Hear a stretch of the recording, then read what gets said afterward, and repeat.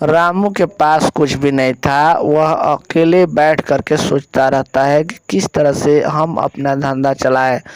तब उसकी पत्नी एक आइडिया देती है कि सुनिए जी, जा कर के कद्दू की दुकान खोल दीजिए।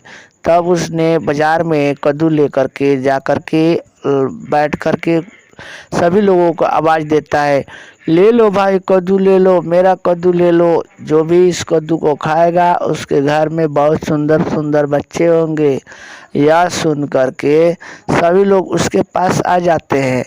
लेकिन इतने में दूसरे प्रतिद्वंदी वो भी कद्दू लेकर के बैठ जाता है और वो बोलता है, आ जाओ ले लो कद्दू ले लो, मैं सबसे सस्ता में कद्दू बेचता हूँ।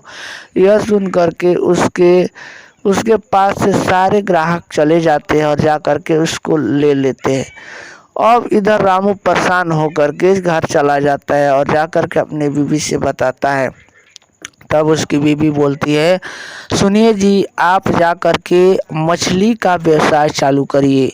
तब उसने जा कर के मछली बाजार में रख कर के बोलता है, ले लो 500 रुपया में रोहू मछली देता हूँ, ले लो। तब यह सुन कर के प्रतिद्वंदी सोचता है कि ओ, अब ये मछली बेचने लगा। तब उसने जा कर के मछली खरीद कर लाता है और ला कर के बाजार में रख कर के बोलता है, आ जाओ, मेरे पास बहुत ही सस्ता मछली है, रोहू मछली केवल 400 रुपये में। यह देख कर के सारे लोग उसके पास आ जाते हैं। यह देख कर के वह जाकर बोलता है, अरे यार, क्यों मेरे पीछे पड़ा है, जो भी मैं धंधा करता हूँ तो उसी को करने लगता है।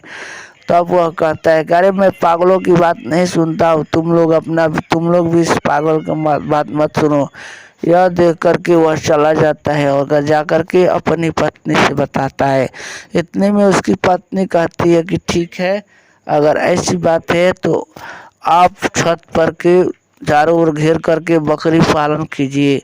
और उसने जा कर के और किसी से नहीं बताना है।